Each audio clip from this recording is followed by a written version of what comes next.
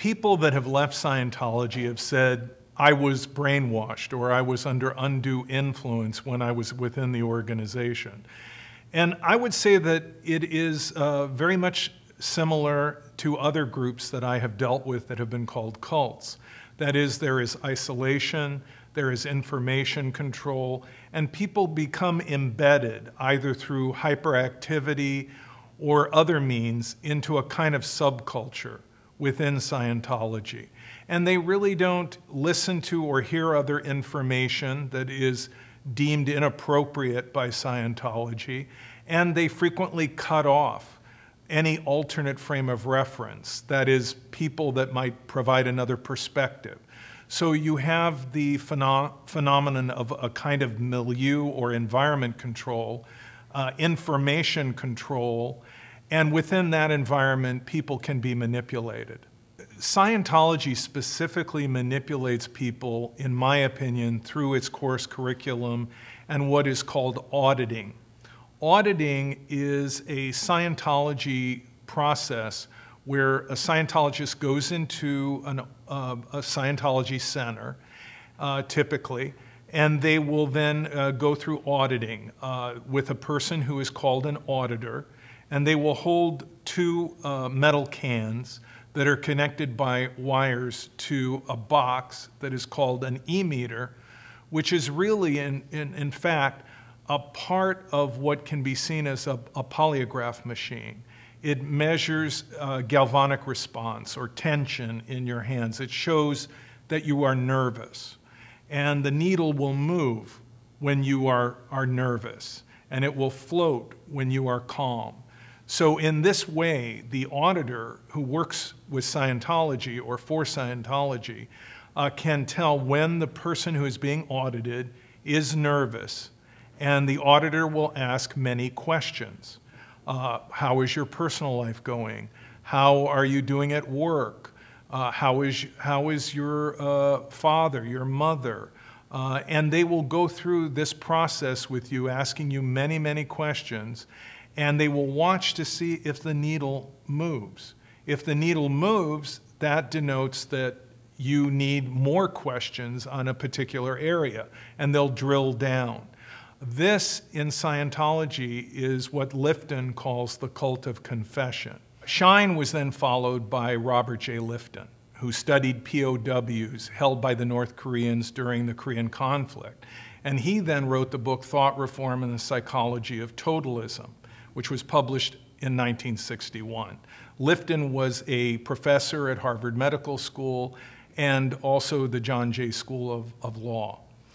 So he basically, in the 22nd chapter of the book, Thought Reform and the Psychology of Totalism, came up with 8 criteria to determine whether or not a thought reform program is ongoing. And these criteria are basically a snapshot of the engine that drives what we call brainwashing.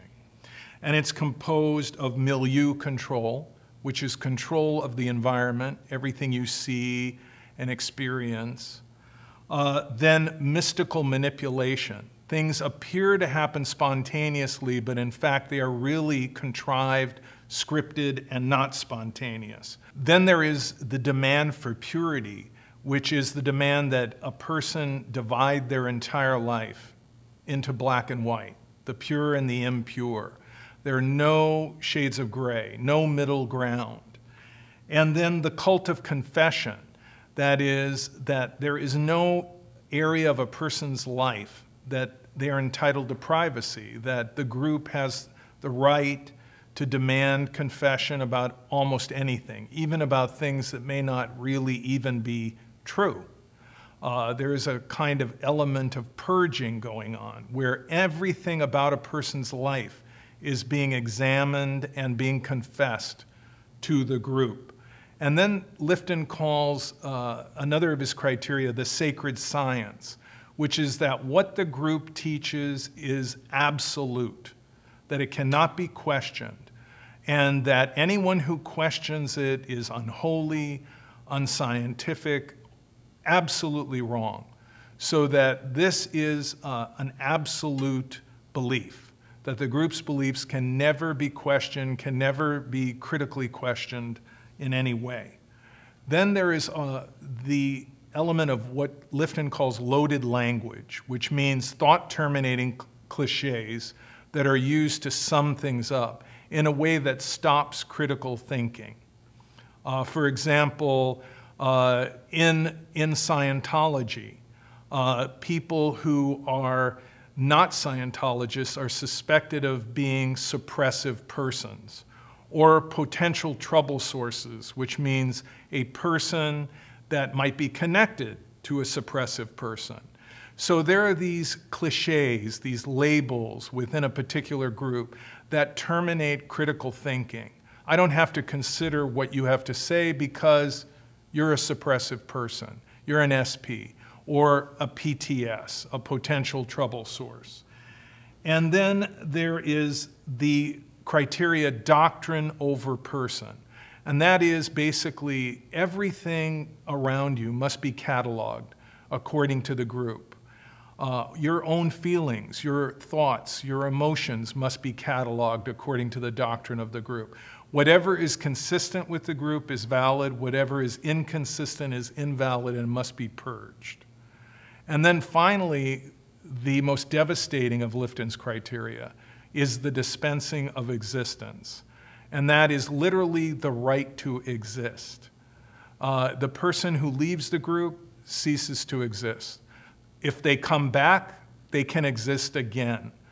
Family and friends that question the group, you can cut them off, dispense with their existence. So you take these 8 criteria, and it doesn't matter what the group says it's doing. If 6 of the 8 are ongoing and evident, it's enough to run a thought reform program. If you will, what Lifton is saying is that each one of these criteria is like a piece in a machine. One relies on the other. The cult of confession enables mystical manipulation, enables the dispensing of existence. The dispensing of existence cuts off an outside frame of reference and reinforces milieu control. So what you can see is how one of these criteria enables and reinforces another. There are no boundaries, that you get all kinds of information from people through these auditing sessions. The auditor takes copious notes, and those notes go into what's called your pre-clear file or your PC folder, and that becomes the property of Scientology. You, if you are in a Scientology, you will sign a release in which you acknowledge that Scientology has possession of your file and that you have no rights to it. And then you go through your auditing sessions, and Scientology is finding out all about you.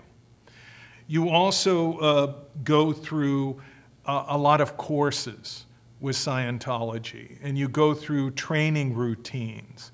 And in the training routines, in my opinion, the point of the training routines, or TRs as people like Tom Cruise would call them, it really is more about submission.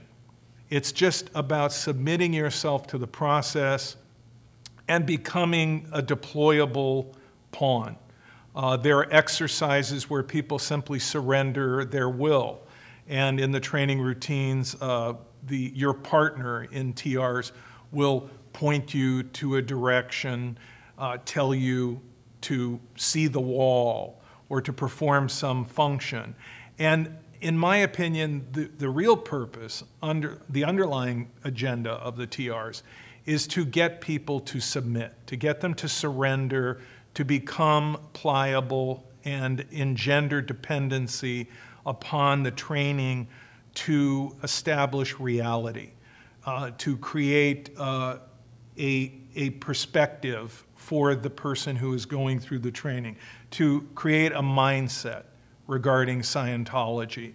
And when you go through the process of these courses, and you go through the process of confession, which is achieved through these auditing sessions, if you don't disclose information, in Scientology, that's called a withhold.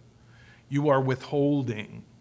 And people who withhold are immediately suspected of being a potential trouble source, which means that you are being affected by a suppressive person, an SP, which is a negative label. Again, I would say that correlates with Lifton's loaded language or thought-terminating cliches. And that is that Scientology can potentially label anyone an SP. And if they label someone an SP, a suppressive person, there is a ritual within Scientology where you disconnect from that person. You eliminate them from your life. And this would be, again, in Lifton, where he talks about thought reform, the dispensing of existence. That is, labeling a person an SP means they have no right to exist in your life. And then people who withhold may be exposed to an SP. That's why they're withholding information, which Scientology has basically the right to know everything about you through auditing. And so if you withhold, you might be a suspect. You might be a suspicion. If you withhold, you might be a suspect. You might be a PTS, a potential trouble source, because you are associating with an SP, a suppressive person. And this is Scientology's way of hectoring and controlling your life, eliminating any outside feedback, any alternative perspectives by labeling them with loaded language. That person's an SP. That person is PTS. And then they can make the demand on you to confess by saying, you are withholding. Bring out the information. And then in the auditing sessions, they can then drill down and find out what is your Achilles heel. What is your, as Scientology says, your ruin? What is your most vulnerable spot? And in this way, they can begin to manipulate you and move you along their bridge, which in my opinion is a bridge based on brainwashing. And as you go up the operating thetan levels, which are different levels of Scientology, first you go through the courses and the training routines, and eventually you reach what's called clear, or really zero. At that point, you then, if you continue paying, can pay your way up the various levels of Scientology, beginning with operating thetan level 1, and then there comes 2 and 3, and it goes all the way up to 8. Tom Cruise, I believe, is an OT7. John Travolta, I think, is an OT7. I've heard Jenna Elfman is also an OT7. So you move up these levels. As you go through all of this training and this auditing and everything, Scientology is learning everything about you. It's going into your pre-clear folder, which is their intellectual property, which you have signed away your rights to. Scientology knows your secrets. Scientology knows everything. And if you withhold, that is the equivalent of a sin in Scientology. And then you can become a suspect, a potential trouble source, a PTS. So then comes the next layer of control, which is that Scientology has different people performing different tasks. They have the auditor, who is, if you will, in my view, micromanaging confessions and streaming information back to the people in Scientology about you. And then there are people that are called ethics officers. These are the people that police Scientology. And those ethics officers are going to hear about any withholds, any breaches of ethics, anything inappropriate that you have done according to Scientology, any questioning of the basic assumptions of L Ron Hubbard's theories, etc. And so that ethics officer will then basically confront you. And you can be put on report.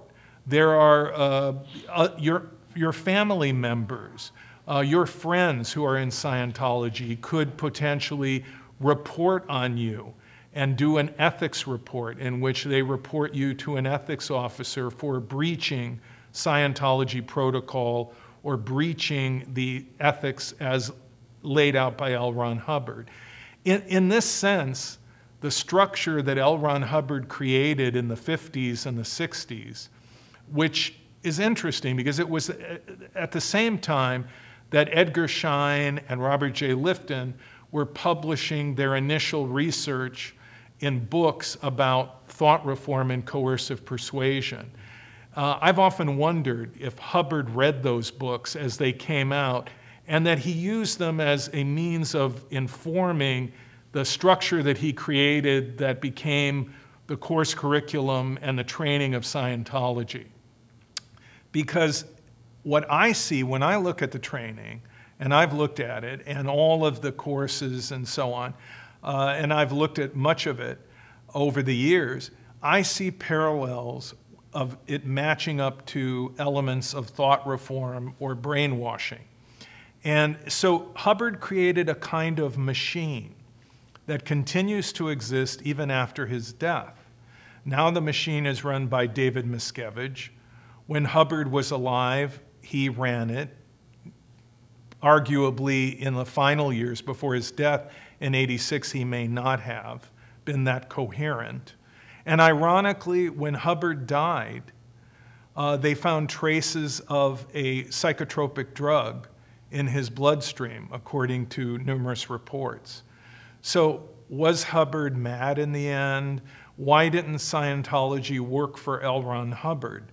The accounts that have been written about the end of his life seem to mirror a man who was very lost, very disturbed, seemingly incoherent at times, and out of touch with reality.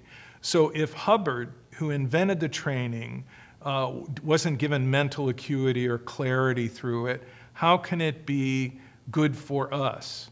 And I think that many of the people that I've talked to that are former Scientologists will say that the training was not beneficial and that in fact it was enormously stressful and that at certain points they began to crack. And I think it's arguable that Scientology is not good for your mental health as opposed to the answer for mental health as advertised. I have done interventions to get people out of Scientology. Two that come to mind, one that I talk about in depth in my book, Cults Inside Out, was a man who joined Scientology at a very young age and stayed in for 27 years. His family became increasingly disturbed when he talked about becoming a member of full-time staff of Scientology. The full-time staff in Scientology are called the Sea Organization. That's SEA. L Ron Hubbard used to be in the Navy. He was an officer in the Navy during World War II, and he fancied the staffers of Scientology being kind of like his Navy. In fact, during one point when Hubbard was running Scientology, he ran it from a vessel, a naval vessel that was floating in the ocean. He didn't want to be held accountable, and he kind of literally made himself into a moving island that could not be held accountable by anyone. So at any rate, this man was going to become a member of the Sea Organization, or Sea Org as it's known, and become a full-time staffer, leaving behind his wife, who was not a Scientologist, and his children. So the family decided to do an intervention, and that intervention was successful, and I was able to help this man leave Scientology, and he did leave and has never gone back.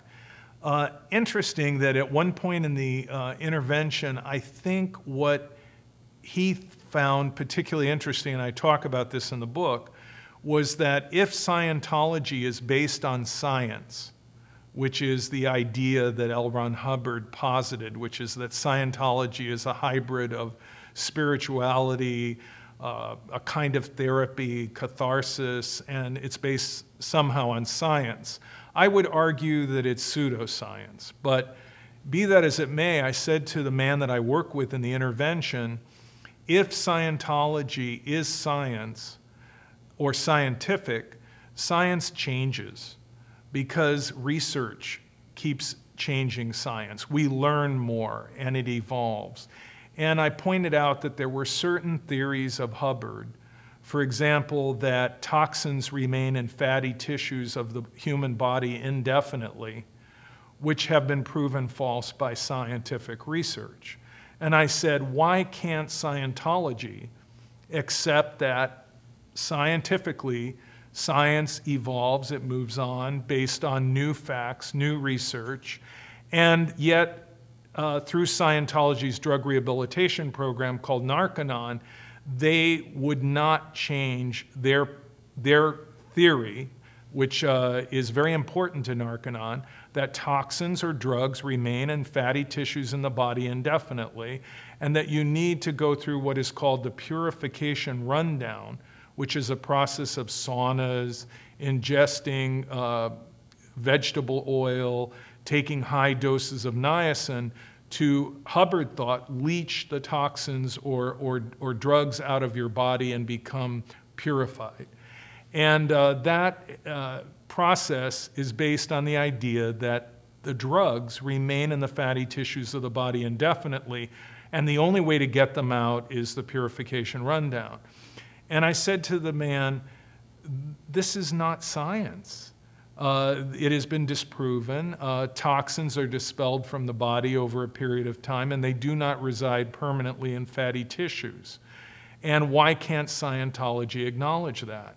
And I think for him, that was a point of reckoning, where he realized that Scientology was not scientific, and that it did fit Robert J. Lifton's description of a sacred science. That is, that it was rigid, that it was absolute, that it could never be questioned, and that disturbed him. And that was the beginning of him realizing that Scientology had used a thought reform process on him. And he came to that point, and he decided to leave. Another intervention I did was with a 14-year-old minor child. Her brother was involved with Scientology, and he was recruiting her into Scientology. And Scientology actually wanted her to become a Sea organization or Sea Org member at one of their facilities.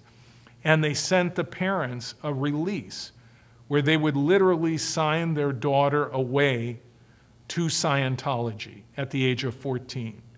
And the parents called me and they said, this is just wrong, and we want your help. And so I came and we did an intervention, and the daughter decided that she no longer wanted to be involved with Scientology, despite her affection for her brother and the fact that he was involved. There are many celebrities involved in Scientology. Tom Cruise, for example, who is arguably one of the biggest movie stars in the world, and people wonder, how can someone like Tom Cruise be involved in Scientology? I mean, he's an intelligent guy, he's had a terrific career, he's made many great motion pictures. Why him? Or John Travolta, who to many people is a very charming, very affable man, a very nice person. Why is he involved in Scientology? And I would say that celebrities are no different than any of us, and that they can be tricked, they can be trapped, and that given the amount of disclosure that's involved in Scientology, who knows what's in Tom Cruise's pre-clear folder or John Travolta's pre-clear folder, and why they feel maybe that they can't leave Scientology. Also, if you do leave Scientology, and this is a very serious point about Scientology, and it's been brought out by many people who left and many people who hesitated and didn't want to leave for a long time. If you leave Scientology, they have what they call a disconnection policy. And that means that if you leave, you may be declared a suppressive person, an SP. And that means that those people that are your family or your friends that are in Scientology must disconnect from you. That is the disconnection policy. You are declared a suppressive person. You then must be disconnected from. And then there's the next layer. People who don't disconnect from a suppressive person are a potential trouble source. And no one in Scientology wants to be called a PTS. So this is the conundrum. If I leave, will my family disconnect from me? If I leave, will all my friends disconnect from me? This has kept people from leaving Scientology. And it's also caused people to actually reconsider their involvement. I mean, the director, Paul Hadges, talks about this. He talks about how when his wife's parents left Scientology, she was being encouraged to disconnect from them. And she didn't want to, but she was willing to. And then Paul Hadges was not willing to. And then subsequently, when a Scientology spokesperson was asked in an interview that was on television, what was this all about, the disconnection policy, the Scientology spokesperson denied that it existed and acted as if it was a myth. This really upset Paul Hadges, the director, because he thought to himself, I know about this policy. I've experienced it. I know about it firsthand. If we have a policy like this within Scientology, and Hadges was a member for 35 years, they should just be proud of it, stand by it, and be honest about it. And he felt very uncomfortable with the fact that they were avoiding the discussion and would not admit that they had this policy. Scientology seems to be shrinking. I would estimate that there are no more than 50,000 Scientologists globally, worldwide. Scientology will say they have millions of members around the globe and that they're growing constantly.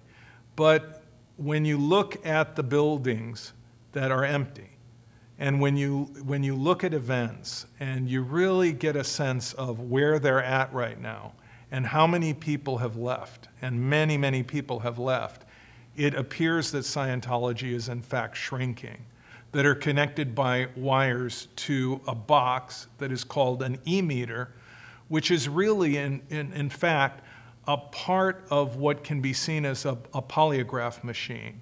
It measures galvanic response or tension in your hands. It shows that you are nervous. And the needle will move when you are nervous, and it will float when you are calm. So in this way, the auditor who works with Scientology or for Scientology can tell when the person who is being audited is nervous, and the auditor will ask many questions. How is your personal life going? How are you doing at work? How is your father, your mother? And they will go through this process with you, asking you many, many questions, and they will watch to see if the needle moves. If the needle moves, that denotes that you need more questions on a particular area, and they'll drill down. This, in Scientology, is what Lifton calls the cult of confession. Shine was then followed by Robert J. Lifton, who studied POWs held by the North Koreans during the Korean conflict. And he then wrote the book Thought Reform and the Psychology of Totalism, which was published in 1961. Lifton was a professor at Harvard Medical School and also the John Jay School of Law. So he basically, in the 22nd chapter, and they frequently cut off any alternate frame of reference, that is, people that might provide another perspective. So you have the phenomenon of a kind of milieu or environment control, information control, and within that environment, people can be manipulated.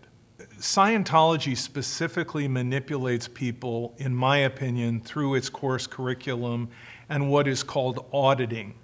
Auditing is a Scientology process where a Scientologist goes into a Scientology center, typically, and they will then go through auditing with a person who is called an auditor, and they will hold two metal cans.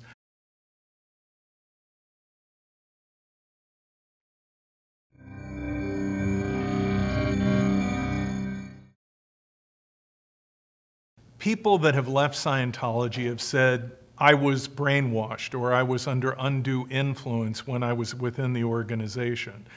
And I would say that it is very much similar to other groups that I have dealt with that have been called cults. That is, there is isolation, there is information control, and people become embedded either through hyperactivity or other means into a kind of subculture within Scientology. And they really don't listen to or hear other information that is deemed inappropriate by Scientology. Of the book, Thought Reform and the Psychology of Totalism, came up with 8 criteria to determine whether or not a thought reform program is ongoing. And these criteria are basically a snapshot of the engine that drives what we call brainwashing. And it's composed of milieu control, which is control of the environment, everything you see and experience. Then mystical manipulation. Things appear to happen spontaneously, but in fact they are really contrived, scripted, and not spontaneous. Then there is the demand for purity, which is the demand that a person divide their entire life into black and white.